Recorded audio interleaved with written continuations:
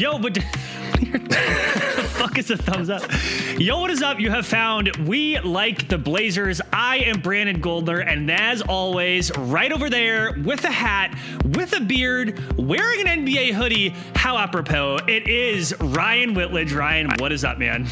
I feel if we do a basketball podcast specifically related to a team or a sport, that I should probably wear some gear associated with that. Does the Portland Marathon shirt count? Because it does say Portland on it. No, just general athletics and does not count. So I try to either wear. Yay. So there's we also ran kind of close to the Moda Center. How do we know that that's Portland, Oregon? How is it not Portland, Maine? Because the skyline is very clearly Portland. It has all the neighborhoods of Portland, Oregon in there. You mean the thing that we can't see because your mic's in the way? Yeah, you know. Anyways, I try to wear NBA related gear. Also, I'm a big hoodie guy. Like I will wear hoodies in the summer and just go sleeves rolled up and call that good. And so probably 90% of my hoodie collection is sports related, between either just general NBA, Blazers, Ducks, Patriots. I got a couple Seattle Mariners things. So you're a hoodie guy. What is your opinion on onesies? I've been seeing these Instagram ads for these onesies, but it looks like a hoodie and sweatpants. And I'm just like, well, then why don't you just wear a hoodie and sweatpants? I don't quite understand it. Can't do it. I'm not a sweatpants guy. I'm a sports shirt guy. There we go. I can't imagine unzipping my entire outfit to take a poop. I just couldn't do it. Yeah, no, I'm a sports short guy. I have a couple like fleece pants for like if it gets really cold, but the wife has requested that I never wear those ugly son of a bitches ever again. Past even that, around the house just to hang out? Like no. And so there was a time where we were shopping here a couple weeks ago, and she was like, "Hey, there's some gray sweatpants over there. You should go look at those." So I now own a pair of gray sweatpants, and those are my lounging around pants. So that's funny. I mean, it is. There has been a market uptick in the kind of like stylish, tailored sweatpants market, where it's like you can relax, but we need you to look kind of good. I guess I feel like they're Zoom pants. They're for when you're at work on Zoom, working from home, but you want to like pretend like you're actually well put together, but you're actually just lounging. So sure. Zoom pants. Good job. I'm gonna pretend that I even know anything about that world as somebody who has. It's a lot like this. It's basically what we're doing right here. Just do that for 8 hours. It's basically what it is. But that's not why Shoot me now. Actually, one more thing I have to mention too. It is getting so dark and it's really annoying. I bet that for people, if you're watching this on YouTube, you should totally follow us at We Like the Blazers on YouTube. That by the time we are done with this 45-ish minute episode, that like the windows behind me will be much darker and that my face will be much brighter. I mean, it's already looking kind of gloomy. I love the fact that, we're maybe, I think when I drove to your place a little while ago, it was like 12 miles or something like that from my place to your place. Not that far. It looks like it's super bright, super sunny outside. I'm just going to rotate the camera right over there. It's like pitch black out my window. So like somehow you cross the river over into is this that classic meme where like you see everything that the sun touches that is yours? What about the dark places? We don't go there. Me and the Couve, am I in the dark places? No, you're not. These windows in particular, there are no trees or anything. It's just so, and also I turn up the brightness on Zoom to make me look a little bit brighter because I don't have the best light in front of me. So it does look brighter than it actually is, but it's going to get darker by the time we're done with this episode. And maybe by the time we're done with this episode, Ryan, we will be getting some news about President of Basketball Operations, Neil Olshey, because we learned right after we recorded, like the day after, I feel like. Golden rule of podcasting. News will break when you're done. News will break when we're done. We were done. It did break. Chris Haynes, Yahoo Sports, also remember, very close with Damian Lillard. Also remember that he was in Portland for a while, I think with CSNB, Comcast Sports Northwest at that time before it turned to NBC. Yeah, NBC Sports Northwest. Portland ties, close with Dame, now with Yahoo. One of the most respected reporters in the NBA broke the news that the Blazers are investigating Neil Olshey for allegedly creating a toxic workplace with bullying and intimidation. So this news dropped on Friday, today being the following Thursday. Quote, employees alleging a toxic, hostile work environment where staff members have been subjected to intimidation, profanity-laced tirades, among other bullying tactics. And then a few days after that, Chris Haynes also reported that investigation, which is being run by Old Mulvaney and Myers, which is like a white shoe law firm who has experience running these kinds of investigations, that the investigation has been expanded, that it was expected to wrap up shortly, but now it could last a few weeks before a ruling on Olshey's future is determined, and it's extending its investigation to people who used to work for the team and people who currently work for the team. But let me pause. That's not even all. We have some more breaking news, but yeah, go for it. I got three things real quick on that. Okay. Shock and surprise, Neil Olshey's an asshole. Shocked. If the firm is going to be investigating, if they want to investigate this fully, I feel as though they need to talk to all Portland local media about how Neil Olshey is an asshole, and maybe start questioning the entire Blazers fan base about how they feel about Neil Olshey being an asshole. If we're going to be all encompassing, and then, the if only it were that he was just a jerk, if that's really all it was, if only, but continue. I think, well, I mean, we'll get to that in a second. What's your third thing is just, this is, I mean, it was a Friday news dump, and I'm not going to lie. Like, it was an eye roll for me, because I'm like, okay, he's an asshole. He's an asshole. He's an asshole. I just keep coming back to this, but it's all right. So they're investigating him for that.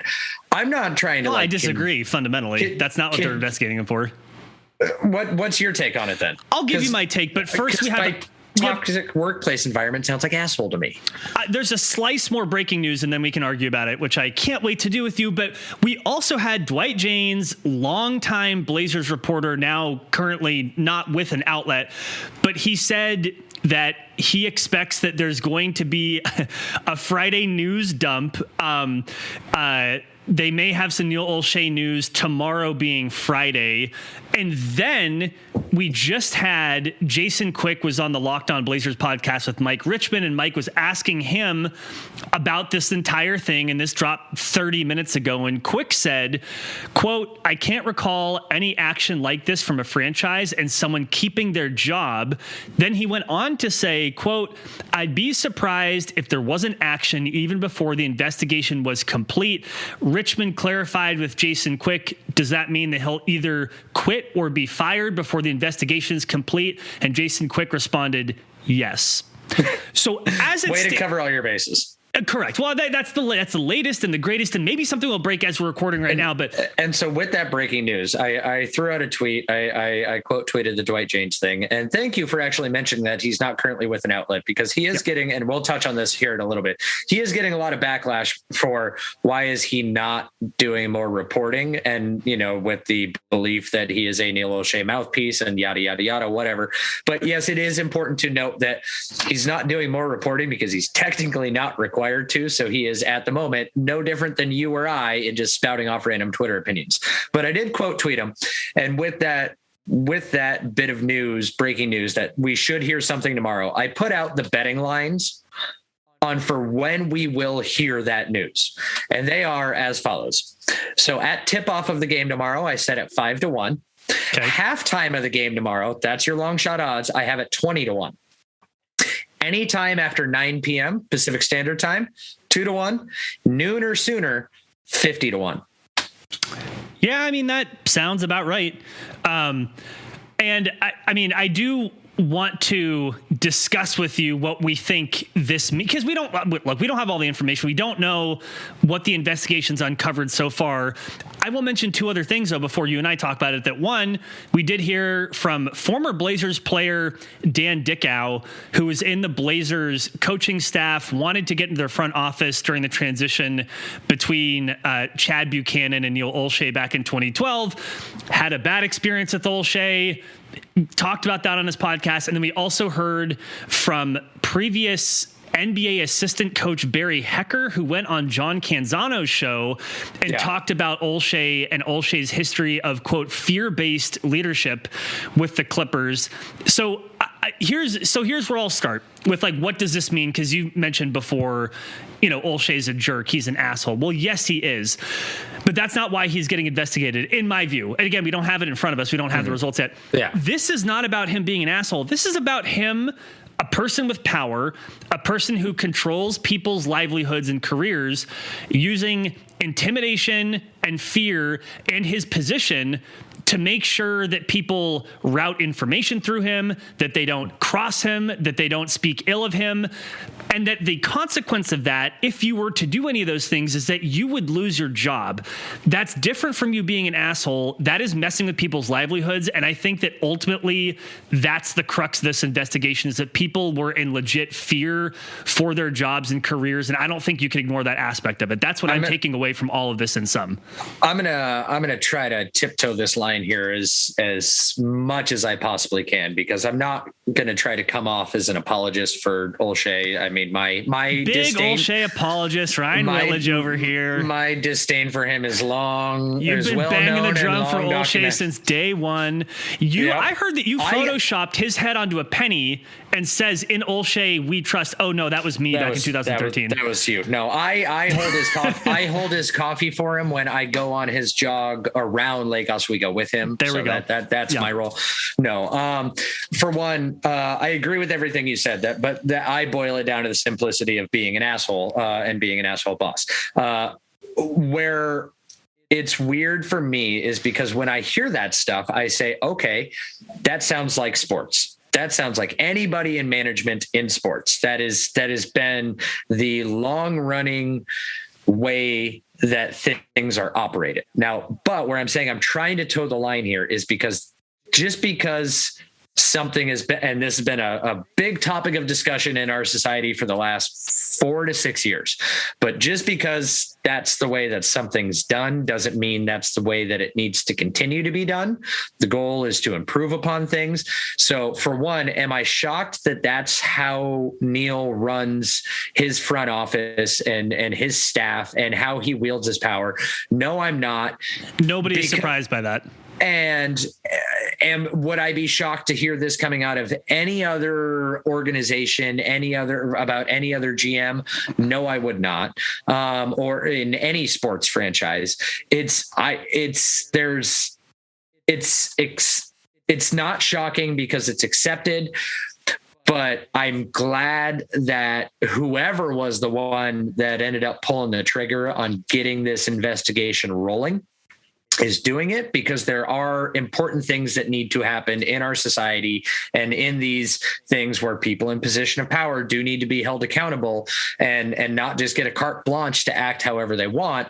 And so I'm glad that this is coming to light. So this has probably been the way, and the Dan Dickow piece really laid into this of like, if this is how he's going to act when he starts and he's trying to impress people, I can only imagine like how it is 9 to 10 years later, so it's not shocking on the one hand, because that's how sports works. That's how the hierarchy of these things work in the business world and sports world, whatever. But again, I'm glad that it's coming to light and it's actually being addressed. As far as the investigation goes, I know a lot of people in, social media, whatever, want to make their jokes of why is Neil Olshey not fired yet? Why is he not fired yet? Well, I don't know if Blazer fans followed the news of the summer and what the Blazers' current track record is with doing investigations into things, but I'm fairly certain they want to take their time to knock this one out of the park. And to be fair, it sounds like this one is independent in a way the investigation that they did into Billups wasn't. It's a different kind. Correct. It's a different kind of investigation as well. Which, by the way, isn't it amazing how when an organization, and I threw out this tweet before, I'm going to take credit for it, but before more well-known Big Star going to take credit for something. Big surprise, Ryan. Big surprise. And more respected reporters put out the tinfoil hat theory. I timestamped some of it and I'm like, nope, I said it first. I put out tweet tinfoil hat. All of this is their way to look for cause. They want Olshey out and they need to make sure that they're I's are dotted and their T's are crossed and they're looking for cause. But on that note, isn't it amazing when it comes down to how can we save a few pennies, how much more willing an organization is to put time and effort into doing a proper investigation? Wow. So I think that's a really interesting point. I don't think I'm all the way there with this is manufactured by ownership in order to get him out. Or that's not quite what you said. That's not quite what you said. I don't think it's manufactured in any way, shape, or form. I think whatever allegations came to light are real. But I think that if there were starting to be questions about if they want to keep Olshey, if he's the guy, if seeing how this season has started or whatever, or if attendance issues, because attendance has been down. I think they've announced they haven't had a sellout yet this year. I've been to the arena twice. Trust me, what their announced numbers are is not what's there. So if it's now affecting a pocketbook and they're looking at, what do we have to do? And they have this little file of Neil Olsheyisms that they can go back to. That's kind of what I'm talking about. I don't think it's manufactured in any way, shape, or form. Yeah.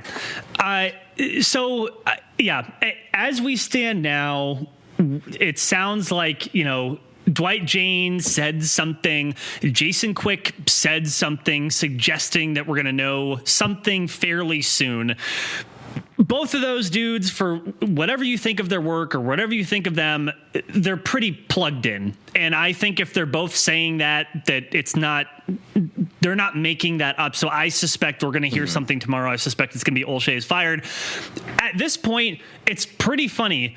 Even a couple days ago, the people who were most invested in defending Neil Olshey at that point were, in my view, also invested in protecting what they thought was their God-given right to treat other people badly because they feel threatened by their actions actually having consequences. I tweeted that out at Golden PDX if you want to follow me. Is there a parallel between anything else going on in the world and that? I don't know. Just something to think about. Never mind. Go ahead. Well, and so at this point, though, I actually spent some time today. That was one day ago that I tweeted that even. Yeah. I spent 10 minutes today. I was trying to look for people who were supporting Olshey or wanted Olshey to stay or were saying nice things about Ryan. I couldn't find any. Even the people who have been the most staunch and, in my view, illogically over-enthusiastic Olshey supporters have now gotten to the point where this was a bridge too far for them.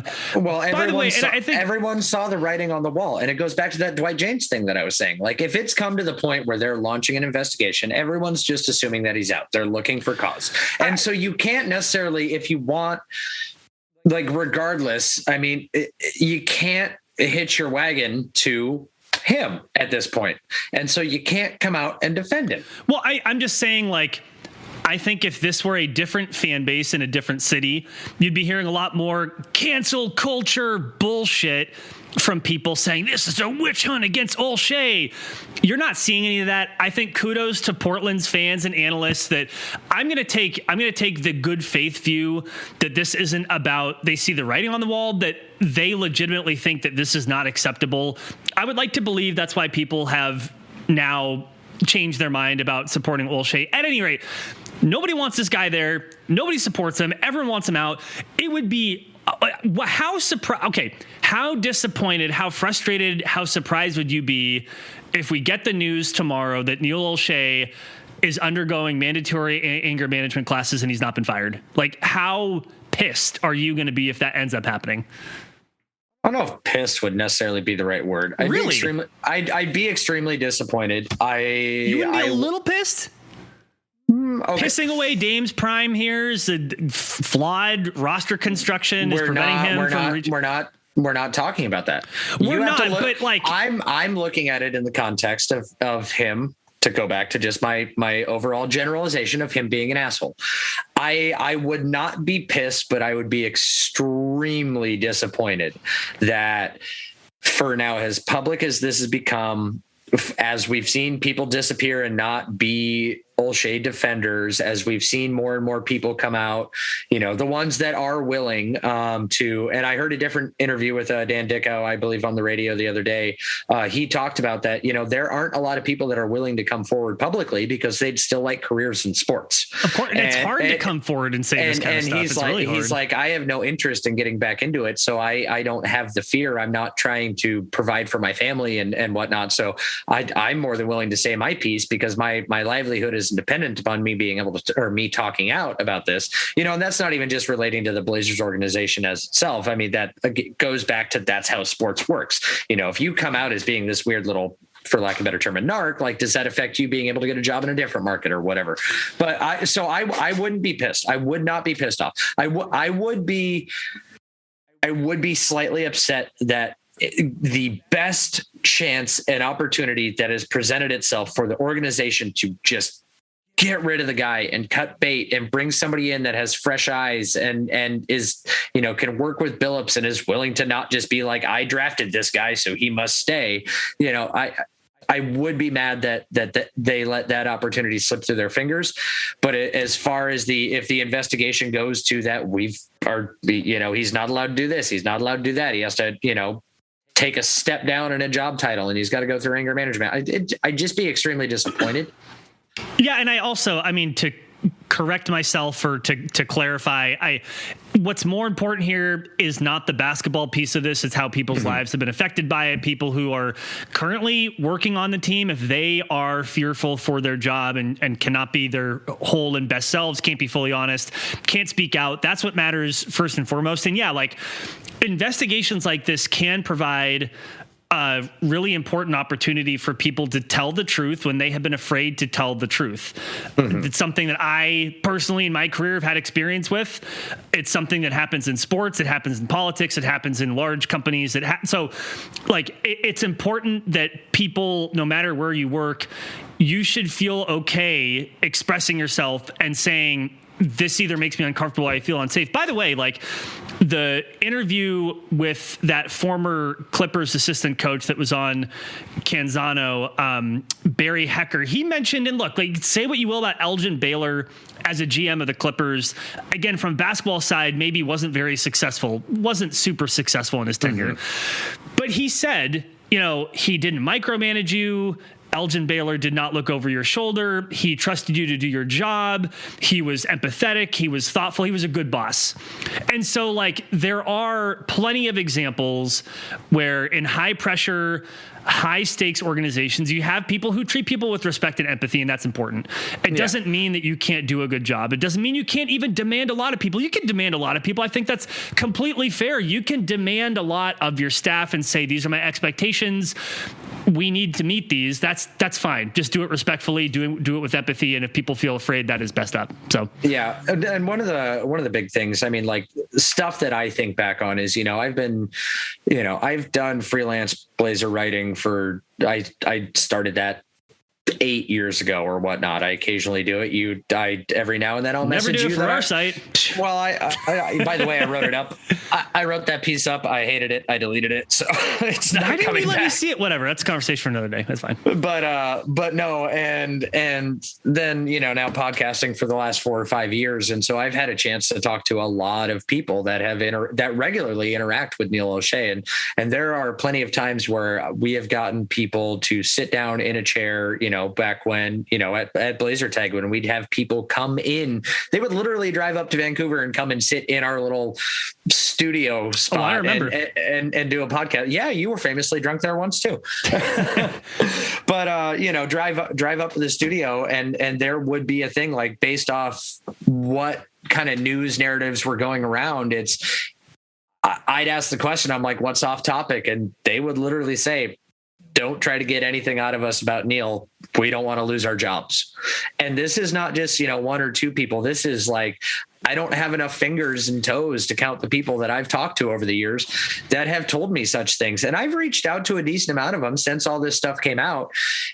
And I've heard a lot of stories about a lot of different interactions and a lot of mistreatment and whatnot. And we're just, again, being a general asshole. And every single one of them ends with, but I'm not associating my name to this. because there's just that fear. But yeah, I mean, again, it's shocking. It's not shocking, but so I'm going to actually plug this now, and I hope that he doesn't mind that I'm speaking on his behalf, but he did say it. We have been running, Seth, who is sheriff of PDX on Twitter, has been running these Twitter spaces 15 minutes after every Blazers game. You should check them out. I have been there often. Dia Miller of Blazers Edge has been there. Keith and Chris of the Trailcasters have been there. It's a great place to go. You can listen to conversation. You've had Chris Haynes. You guys have had Sean Hyken. I mean, Chris Haynes, Sean Hyken, Corbin Smith. We've had yesterday, the one we had last night, we had a former Major League Baseball player who was talking about leadership and how difficult it is to learn a new system. These are really, really cool. Plus, if you would like to share, you can also share your take. It's a cool place to get to talk to people. But the other day, Chris Burkhart, again, of the Trailcasters, he worked at NBC Sports Northwest for many years, for a long time. Yeah. And he shared his story about how he had tweeted a meme about the Blazers. It was a GIF of something exploding. And the next day, Neil Olshey had sent this angry tirade of an email to Chris's boss about, I can't believe he blah, blah, blah. And so I asked Chris straight up. And so I'm going to just be really direct about this, that I wanted to know whether Chris himself felt like his job was in jeopardy because of Olshey. Now, Chris said emphatically no. Chris said, I never felt like Olshey threatened my job. He was just annoying. He was just a micromanager, and it was annoying to deal with, but my boss has always had my back, which is awesome to hear. And by the way, I'll say this too. There was a very famous precedent already set by that time, probably. And that was the Isaac Ropp with 1080 The Fan, when Isaac Ropp was on Talking Ball, and literally over a tweet while Isaac Ropp was on Talking Ball, of him being disparaging of the team, that cost Ropp his job at Talking Ball, which he was like, I was getting paid a very minuscule salary to do that. It did whatever. That also exploded the relationship between the Blazers and 1080 The Fan. They stopped running their TV, or they stopped running primetime on TV, and led to the Blazers having their relationship with over with iHeartRadio and 620 AM. One tweet from Ropp absolutely destroyed a relationship between two media members. Marcus Greaves, I believe he works for Coin 6 now. He may have moved on. He was of 1080 The Fan prior, but shortly after that, I think a year or two after that Ropp fallout from 1080 The Fan, he was at the Blazers practice facility for a training camp or something, and Olshey was there talking to somebody, and and Marcus Greaves was there with his 1080 The Fan mic. Like, you knew where he was from. They have the little mic wraparound. And apparently Olshey kept intentionally stepping back and stepping on Marcus's shoes, like some really nice, sneakers, just weird, petty shit like that. So, yeah. So, I don't know. I feel like we have wrung this lemon dry, although you did want to I will give you the option of pivoting into something that you wanted to talk about, perhaps. I did, because it was a fun little healthy argument. There's very rarely any of those, but you are very adamant about, especially when this news broke, about that there were media members being silent, or that weren't giving their opinion, or weren't giving... if anybody was supposed to be able to see that, I have zero clue. I'm trying to get the camera. It's not focusing on me. See how it's focusing on outside and not me? I'm trying to fix its focus. Oh. Yeah, I'm just a little blurry. Whatever. That's what it is. All right. Well, on audio, nobody would have noticed. It's fine. You're good. Threw me off my focus. Well, you're just shoving something up in the camera. Anyways, that's how the behind the sausage, buddy. Behind the sausage. At least it's not a penis pic. That would have been awkward. But oh my God, I would have had to launch an investigation into you. Wow. Yeah. But no, just when this news broke of you didn't necessarily seem happy with local media and their reaction to it, and I just kind of want to know. I don't know. Some people know. Yeah, my point was this, and I defy you to disagree with what my point is. If you are known for giving your 2 cents, for giving your opinion, for opining about everything having to do with the Blazers. And it's the beat that you either cover or that you have covered in the past. And now all of a sudden, oh, that's interesting. You haven't said shit about it. You haven't said a damn thing. And people are asking you, why aren't you saying anything about this? You're like, well, I'm going to wait until the investigation's over. Bullshit. Look, I'm just saying that as somebody who, I worked at a newspaper. I was the opinion editor at my community college. I respect journalism. I also do understand you can't burn every bridge. I get that there's a give and take with not flaming the organization if you cover the Blazers, but there were some people who were suspiciously quiet. And yeah, I called it out. And yeah, it's annoying. And no, I wasn't the only one doing it. But yeah, so that's my point.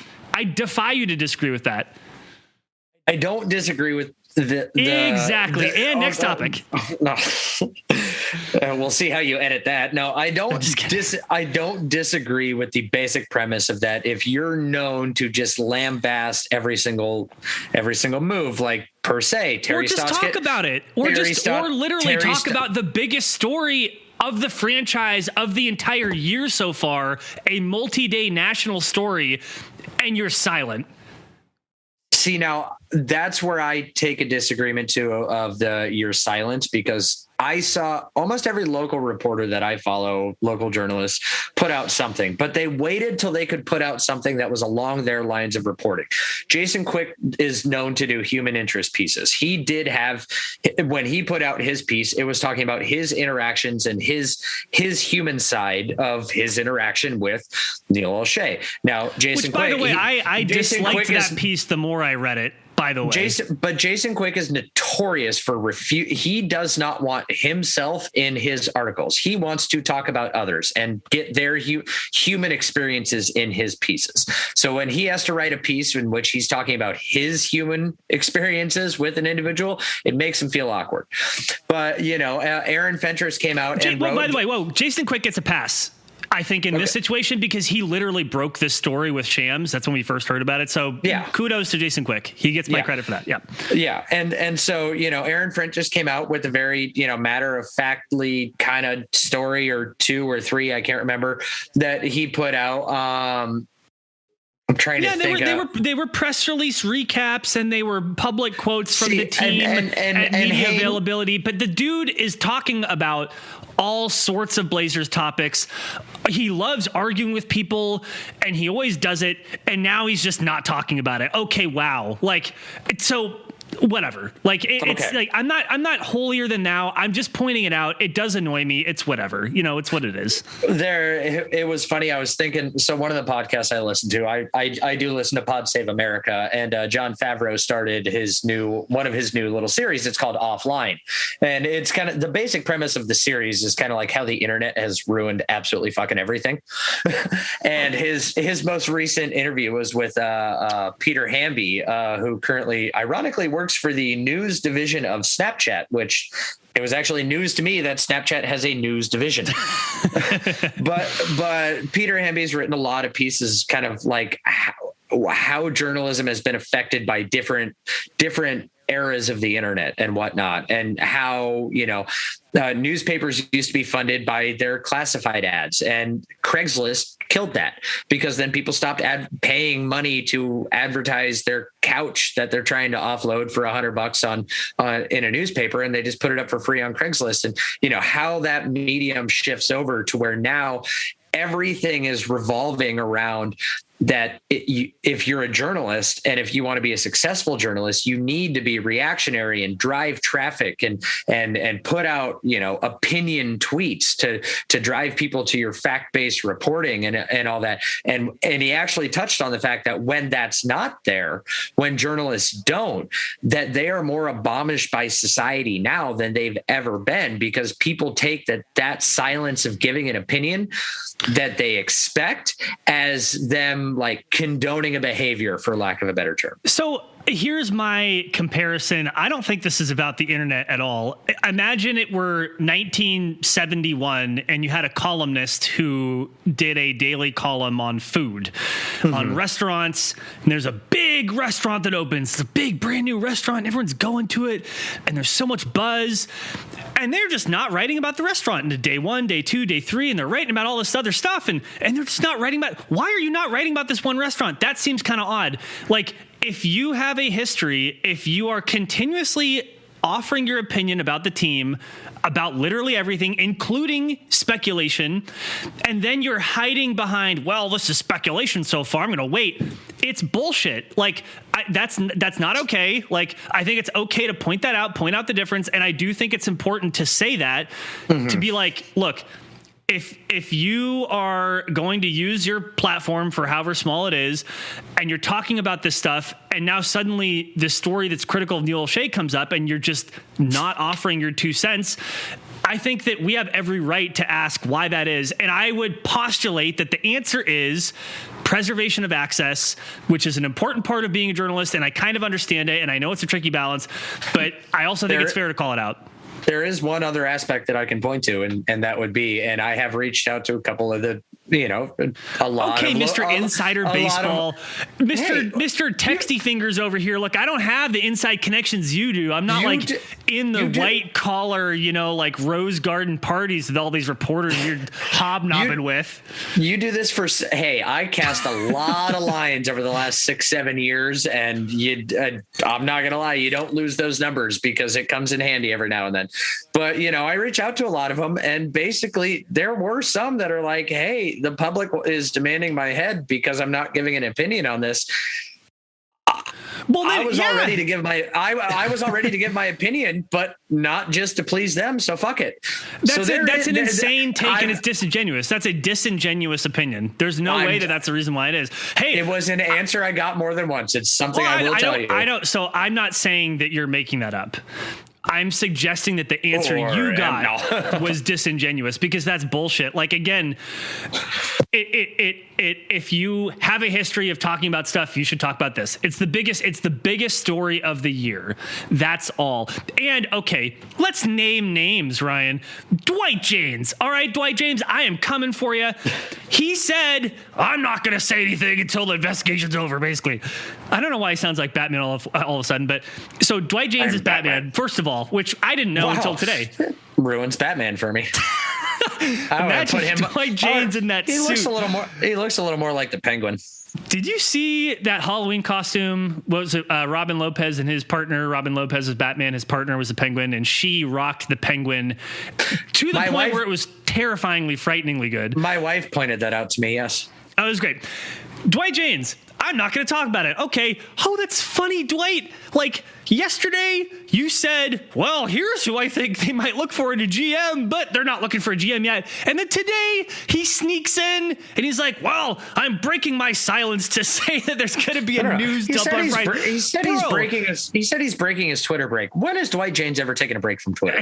So it's just the writing is so here's my opinion. Brandon's opinion, not fact, not informed. I don't have texty fingers like Ryan over here. I'm not on the inside like he is. My opinion is that the writing's on the wall. The reason why you have people like Dwight James and Jason Quick talking about it is because the writing's on the wall. Olshey's probably going to be out, which is great. A couple of days ago, I was not optimistic that was going to happen. There's still a chance that he could stay, but I do think the writing's on the wall at this point, which is why Dwight is now talking about it. Like, that's my opinion. I could be wrong. Dwight James, come at me. I'm at Golden PDX. But like, I just, the main thing is like, if you're talking about the team and suddenly you're not, it's okay for people to ask why. That's totally fine. All right. Well, I think on that note, let's take a break, strong pivot, come back, actually talk about some basketball. Fine. Sound good? Fine.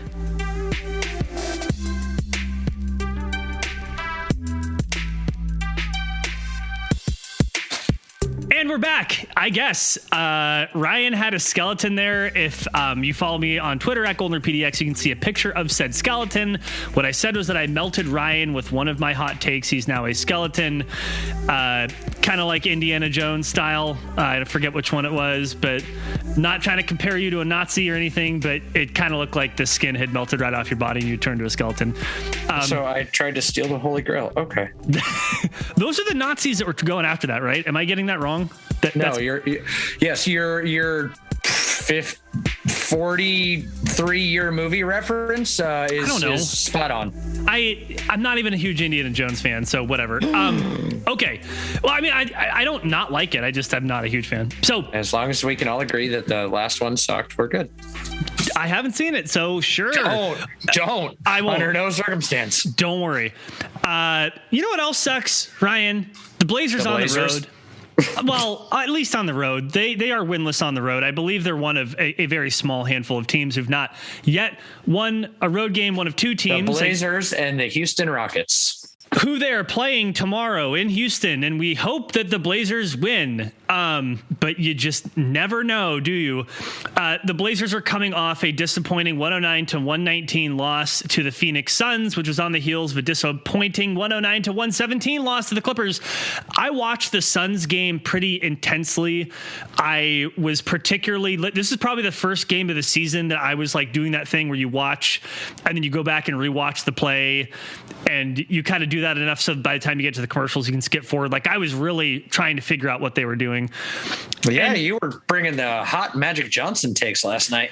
You know what? So, okay, here's the deal with that. I used to do daily. Well, I did the recaps for Blazers Edge for at least one full season and part of another, I think. And I also used to run their Twitter account. So I used to live tweet every game, 82 games a season. And that's what I would do. I would try to get the flow of the game. And if you were to check in on Twitter, you could kind of see what was happening, which, by the way, people used to do that a lot more than they do now. Very few people. Casey Holdall kind of still does it, but there are very few people who are actually live tweeting the flow of the game, which I think could be useful if you're like doing something and you're checking Twitter. So maybe I'll do more of that. I don't know. But the reason it died down is because there's so much of a disparity between how people are watching. Your cable feed, your legal streaming feed, and your illegal streaming feed are off by a grand total, sometimes by about 2 minutes. So True. Like if Casey has stated that he's tried to tone down a little bit of his live tweeting, kind of like of, those kind of things, or like last minute shot kind of stuff. Like he'll hold it back like about 30 seconds because you get a lot more people that, especially before the Blazers made their switch, that we're seeing on YouTube TV. I had timed it out. It was 1 minute and 6 seconds that I was behind, quote unquote, live. Like in the arena. Yeah, that makes sense. No, not even like in the arena and cable are within like the 7 second delay or whatnot. So by the time somebody's typed out a tweet and hit send, you've seen the thing that they're talking about. But yeah, with YouTube TV, there was 1 minute and 7 second delay between the cable feed and the YouTube TV feed. There were people that were watching it on Hulu Live that it was even longer. So there has actually been a big push lately in sports to not necessarily be as on top of. Now you, in your case, I believe your feed that you watch it through is the laggiest of feeds. So you're safe to do it. We all saw what you're talking about 4 minutes ago. Yeah, I was a little rusty on the live tweeting. I was actually trying to be more commenting on a theme that was happening at the time rather than like in the moment. Although there was some like when Nas got a block. And anyway, the point was that I watched that game really deeply and I was trying to figure out what was happening. And I'm still optimistic on the whole. My optimism is slowly waning, and I think that that's fair. The Blazers now find themselves at 24th on defense, 5th on offense, according to Cleaning the Glass, which, by the way, that should sound pretty familiar to you. That was the whole problem with Coach Stotts. Like, they were top 5 offense and bottom 25 defense. That's basically where they are right now. And I know there's been a lot made. Let me ask about this. There's been a lot made about the disparity between how they play at home and how they play on the road. What do you take from that? Because I have a take on this. I have a hot take that will melt you right back into a skeleton, but like they're playing so much better at home than on the road. What's your take on that? I mean, part of it is a little bit of the home cooking or whatnot. There has been games where obviously now, this is first season in 2 years that players have been able to allow outside of their hotel room when they're traveling on the road. So, there's been a couple games where I've noticed, actually, I guess you do that at your hotel room. Yeah, I'm not gonna lie. Nurk's looked hungover like one or two times on some road games or whatnot, where you're seeing like a lack of energy. There is, we discussed last week on it's not necessarily the how much do you want to buy into the Damian Lillard injury thing, but like when he came up on his driving layup the other night, who'd they play before the Suns? Why am I blanking on this? Clippers. In the Clippers game, when he came up and he was literally holding, like that changed the rest of his game and whatnot. And you kind of saw a little bit lingering effects. But as I had said at the time when we recorded last week, that's something that he's had to manage his entire career. So resting him isn't necessarily the case. And we're kind of seeing that now. His numbers are getting back up there. His 3-point shooting still abysmal, but technically so is the entire team. I mean, at one point in time, they were 0 of 13 last night. So the one thing that I at the half, which is just terrible. I think it was like 6.5 minutes left in the third quarter, and Norman Powell hit their first 3 or something like that. Yeah, but I don't know. There's something to the home crowd, the home cooking energy, the being able to sleep in your own bed, have your own routines and whatnot. And I am kind of curious if maybe there is a little bit of an aspect of that. You do get a little bit of freedom on the road, per se. And I, at the same point in time, it's like the entire league is now going through that change. So then technically you should see that kind of road dip with everybody. But there are teams that are undefeated on the road this year so far. So I want to actually, you mentioned Damian Lillard. I want to talk about him and the fact that he needs to rest. But first, my hot take about the home and away. I think it's really as simple as like the games that they had at home that they got these major blowouts. The Blazers are playing different. Teams couldn't game plan for it because they have a new coach and they were playing differently. And they were catching teams a little bit by surprise. I think at this point, teams... AD had the shits on Saturday against the Lakers. Also true. I think at this point, the Blazers they are not benefiting from catching people by surprise. People have a 12-game sample size where they can scout. But the Blazers themselves still have not learned these systems well enough to be comfortable with them. So you have this like diminished return on what they're trying to do, plus people know what they're doing. I think it's less about home and away, and I think it's more about like when the games have been played. That's my hot take. And there's the game plan. For one, this shouldn't be a new shock and surprise, but I think, I saw the picture on Twitter of Paul George when he's in the Clippers locker room, and you can see part of their whiteboard right behind him. And it literally just says, for like under the category of like weaknesses, attack, Damian Lillard, CJ McCollum, Anthony Simons / bench, So, I mean, that's your points of attack. And so but that book has been out forever. I think one of the things I both find it slightly comical and slightly worrisome is because all this offseason, everyone kept talking about when we're talking about Chauncey's coaching philosophy and what he's going to bring. And he's talking about his accountability and whatnot. It's that, accountability on the defensive end. Oh, we're not worried about the offense. Not worried about the offense. I'm fucking worried about the offense now. Well, yeah. I mean, it doesn't look great. Part of that is that Dame doesn't look great, and the Dame, I think, is not healthy, and I think he needs to rest. That's part of it. But part of it's that they're not comfortable, in my view. I mean, I put out a pretty big thread on Twitter.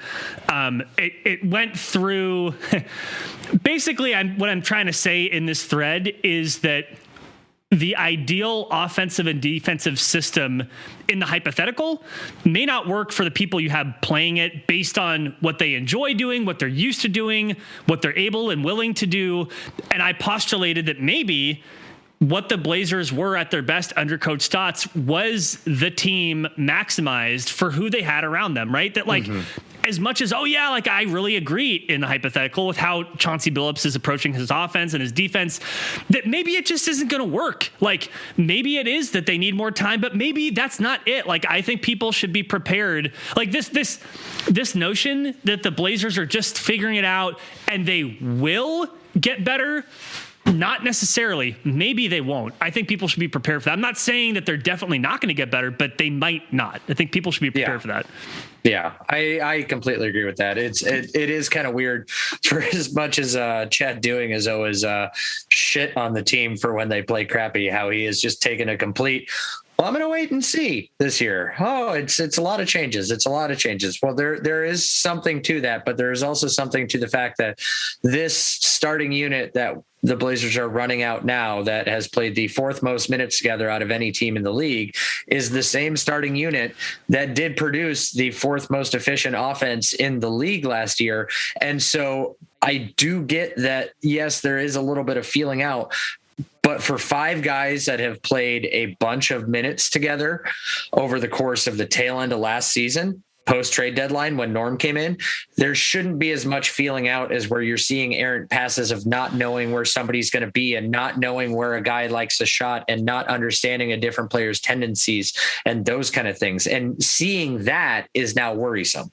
Yeah, I mean, I'm still firmly in the patience camp, but I am entertaining the thought that patience will not solve it. Like, I still think it's more likely than not, I'm still saying this, I'm still optimistic. I think it's more likely than not that they do need more time to figure this out, and that the way that they would like to play with more movement, not just having Dame pound the air out of the ball, defensively, that they're a little bit more nimble, that they rely more on communication and movement and mobility, that because in the abstract that makes sense, and because these players are committed and they want to win and they're athletic enough to do it, that it'll work out. I'm still hopeful that that's the case. However, hypothetical to you. So, like, say Norman Powell goes down with a left quad strain and he's questionable to play in the Houston game tomorrow. Who would you start in his place? Because that news just came out, so it's not a hypothetical. Oh, Nance? Question mark? Covington at the 3, Nance at the 4? What would you do? Maybe they'll pull a Coach Stotson, jam Tony Snell in there. Remember how like Coach Stotson just like jammed some. That's actually what I was going to say. That's actually what I was going to say. Don't fuck with the bench unit. Nas has been playing great with the bench unit. Nas is the obvious person to get the bump up here, but I would keep Nas in the bench and I'd throw Tony Snell into the starting lineup. Why not? Let's see. I just tweeted out to that news. I tweeted out Tony Snell time, baby. Yeah, with the annoying 4 Ys on it. 1, 2, 3, 5. In fact, 5 Ys. Even more annoying. Okay. Damian Lillard, really quick. I think he's injured. Do you think he's injured? Do you think he should rest? We've already talked about this. Let's talk about it again because he looks even more injured now than he did before. He took fewer threes than Frank Kaminsky. He had a career night. Good for him. Frank Kaminsky could not be stopped. Frank Kaminsky was the second coming of basketball Jesus. That was white Wilt Chamberlain. We got to witness greatness last night. Unreal. Dame looked so good from the mid-range last night. But the problem was he was passing up threes that he would normally take. That's the problem with that. And I applaud that. If his 3 is not falling right now, get points the way you can get points. I would applaud it if it were mental, if it were a mental block he needs to work through. I don't applaud it if he needs to rest. If he literally the most important part of his game, he's not confident in, rest. Like that's, I mean, I don't know. That shouldn't even be a hot take. Like, you're sitting there smirking. Like I just, it's not because I know it's not going to happen, and I hate wasting my breath on it. And you convince Damian Lillard to take some games off, and you're the one who probably has his phone number, not me. I have his agents. There you go. Look at you over here. So, okay. All right. So we'll leave that aside. So the Blazers, yes, Norm Powell's not going to play or he's questionable. That sucks. They're playing Houston tomorrow. Then they play the Nuggets on Sunday. By the way, the Nuggets will be without Michael Porter Jr., who has, he was ultra super red flagged when he was drafted for back problems. He has a back problem now. That's not great.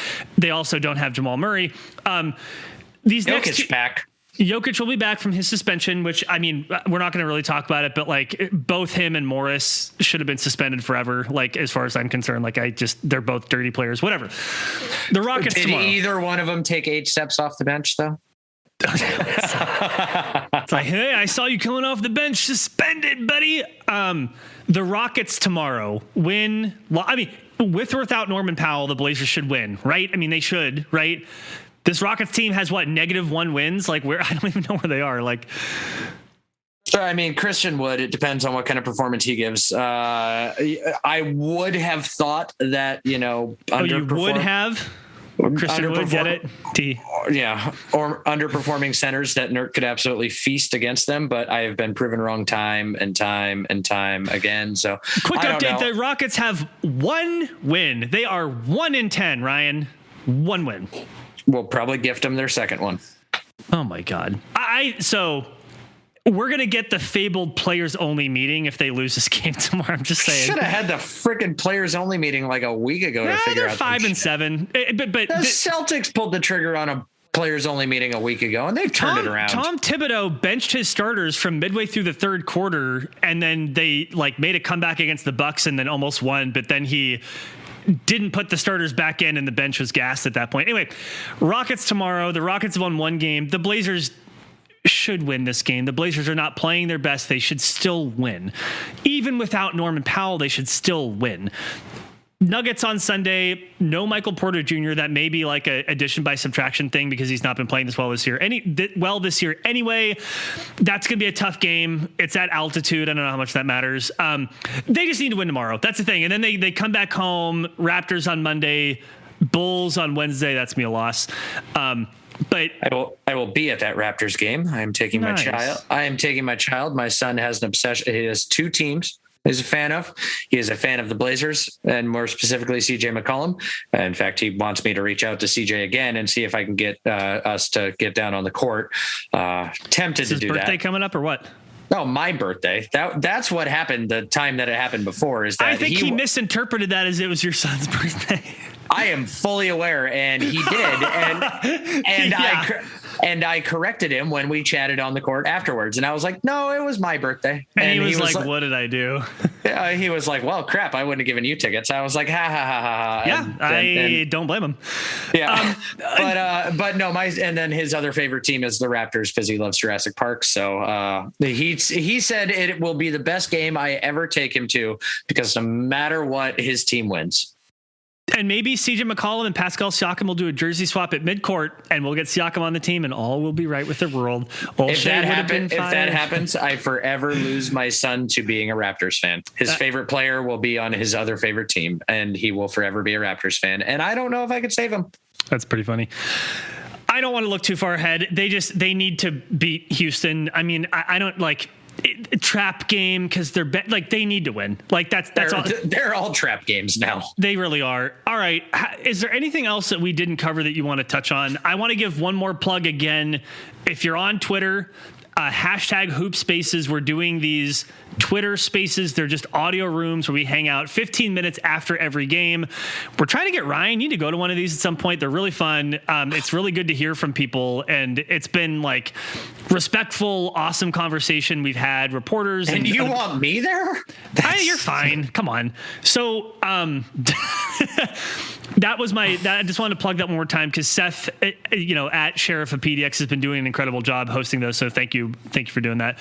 Anything else you want to hit on before we bounce? Got nothing. Let's bounce. I'm hungry. I gotta go cook dinner. That's fair. I had this is very lazy of me, but for lunch I literally just had like a 10-ounce steak and nothing else. Just that. It's literally all I had. It was delicious. Hey, the other day, I mean, because the job site I'm at, working down in the Vancouver waterfront, it's like a 5-minute drive for me to come back home for lunch. So the other day I came home from lunch and I had the adult grown-up lunch of Cinnamon Toast Crunch. Wow, that sounds pretty good, actually. Man, I can't buy cereal because I would just eat all of it. Okay, you go cook food. In the meantime, everybody come and follow us at Like the Blazers on Twitter. You can follow Ryan at The Witty Ryan. You can follow me at Golden PDX. You can also find us at WeLikeTheBlazers.com or on pretty much any podcatcher at this point, and also on YouTube at We Like the Blazers. Until next time, I appreciate you all. Thanks for joining us. Do we have, it's a holiday and everybody else is doing it. Is there a subscriber count that we're trying to get to by a certain holiday? I feel so left out. We're at on YouTube, we're at 20. So let's get to 25. No, 25 by Christmas. Let's go. Ryan, we are not going to pay for fake subscriptions and fake downloads and fake views. We're just not going to do it. So we're going to build our growth organically. We actually still have to do that giveaway, which is kind of bribing people, but it's also helping a local business. we really need to do that. Like great golf weather now too. Well, here's the thing. It's not great golf weather, but it is almost Christmas gift time. So that part of it does make sense. So maybe we'll wait until, around your birthday or a little bit after. We like the Blazers. We like you. Thank you all for joining us. Appreciate you all. Until next time, I'm Brandon. That's Ryan. And go Blazers. Go Blazers. Okay. Hey, by the way, bitch, you haven't responded to my birthday invite on Facebook yet. You son of a bitch. I have not hit the stop record button. Okay, there you go. Recording stopped. Now I have.